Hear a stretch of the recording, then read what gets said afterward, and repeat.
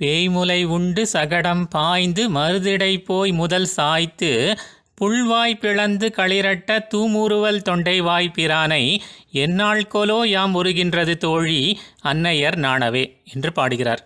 தோழியே, பேயாக வந்த பூதனையின் முலையை புசித்து சக்கரமாக வந்த சகடத்தை முறித்து தள்ளி இரட்டை மருத மரங்களிடையே தவழ்ந்து சென்று அவற்றை வேரோடு சாய்த்து தள்ளி பகாசுரன் என்ற பறவையின் வாயை கிழித்து குவலையாப்பீடம் என்ற யானையை கொன்று முடித்தவனுடைய பரிசுத்தமான வெண்மையான மந்தகாச புன்சிரிப்பையும் கொவ்வைக்கனி அதாவது தொண்டை பழம் போன்ற திருப்பவள உதடுகளையும் எப்பொழுதுமே கண்டு அனுபவிக்கும்படி கோபிகைகளுக்கு உதவிய அந்த கண்ணன் எம்பெருமானை குறித்து இவன் குணமில்லாதவன் என்று குற்றம் கூறிய தாய்மார்கள், ஐயோ, இந்த பெருமானையோ நாம் குணமில்லாதவன் என்று கூறினோம் என்று வெட்கப்பட்டு தலை கவிழும்படியாக நாம் அந்த பெருமானை சென்று தரிசிப்பது எந்த நாளிலோ என்கிறாள் பராங்குச நாயகி இந்த பாசுரத்திலே.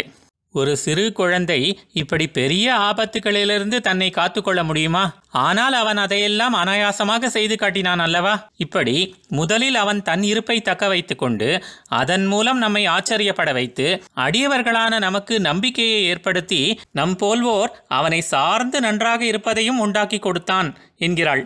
எம்பெருமானுக்கு பரோபகார சீலகுணம் என்பது நேற்று இன்று வந்ததில்லையே, அது அவனுக்கு இயற்கையிலேயே அமைந்த இயல்பான குணம் அல்லவா என்று நிரூபிக்கிறாள் பேய்முலை உண்டு முதலான சரிதங்களை கூறி. பூதனையால் வந்த ஆபத்தை போக்கி சகடத்தால் வந்த அனர்த்தத்தை தவிர்த்து இரட்டை மருத மரங்களால் வந்த தீமையை தொலைத்து பகாசுரனால் வந்த துன்பத்தை நீக்கி குவலையாப்பீட யானையால் நேர்ந்த விபத்தையும் தொலைத்து இப்படி இந்த அசுரர்களெல்லாம் தன்னை கொல்ல கம்சன் அனுப்பியதாகவே இருந்த போதிலும் அந்த அசுரர்களால் தன்னை சுற்றி உள்ளவர்களுக்கும் ஆபத்து வரும் என்பதை அறிந்து அடியவர்களின் விரோதிகளை தன் விரோதியாக பாவித்து கண்ணன் அந்த விரோதிகளையெல்லாம் முடித்தானாம். அப்படி முடித்த பின்னர் நம்மை சேர்ந்தவர்களை ரட்சித்தோமே என்று பெருமிதப்பட்டு கண்ணன் மென்மையான புன்முறுவல் புரிந்தானாம். அதைத்தான் தூமுறுவல் என்று கூறுகிறாள். இந்த உலகிலே கூட இருந்து கொண்டே குழியில் தள்ள நினைப்பவர்கள்தான் அதிகம், சகுனியைப் போல.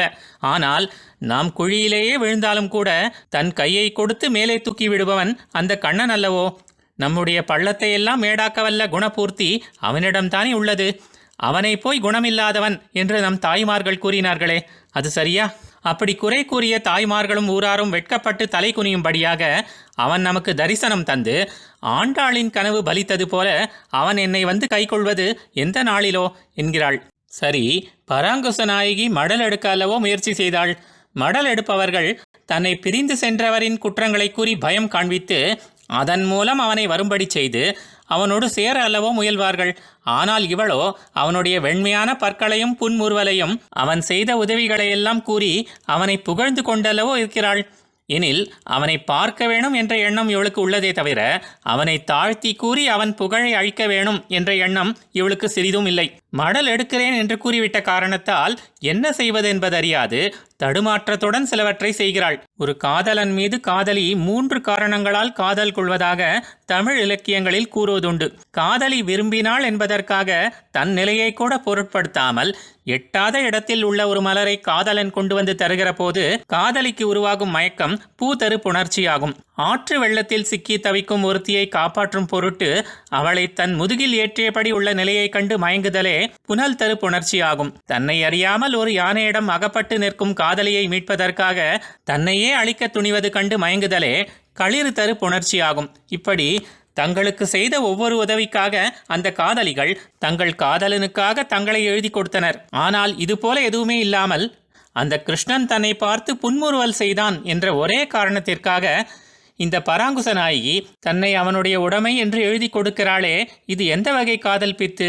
இப்படி எல்லா உதவிகளையும் செய்பவனாக கண்ணன் ஒருவனே இருந்து அவன் தன்னை எனக்காக ஆக்கி கொண்டு நிற்கிறான். தோழி, இனி நாம் அவனை அடைவது எந்த நாளிலோ என்கிறாள். நம்முடைய தாய்மார்களும் ஊராரும் என்னையும் குறை கூறினார்கள், அவனையும் குறை கூறினார்கள். அவனை பிரிந்தவுடனே இவள் மடல் எடுத்து விட்டாள், இவளுக்கு பொறுமையே இல்லை என்று என்னை பற்றி குறை கூறினார்கள். ஆனால் அது உண்மையில்லை. நெடுநாள் காத்திருந்து கடைசியில்தான் மடல் எடுக்க நினைத்தேன்.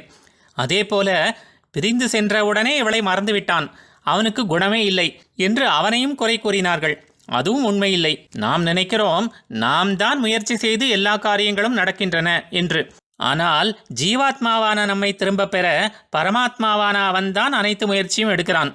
அவனை பற்றி அறிவதற்குண்டான நல்ல குடிப்பிறப்பு, நல்ல ஆச்சாரியன், நல்ல மக்கள், ஆயுள், செல்வம் என்று அனைத்தும் அவன் கடாட்சம் இல்லாமல் எப்படி கிட்டும்? சுந்தரகாண்டத்திலே சோகசியாசிய கதாபாரம் ராகவோதி கமிஷ்யதி, அதாவது துன்பக்கடலின் கரைக்கு ஸ்ரீராமன் எப்போது கடந்து வரப்போகிறார் என்று சீதை வருத்தத்தோடு கூறுவதை கேட்ட ஹனுமன் போல இருக்கிறாய் தோழியே நீ எனக்கு என்கிறாள்.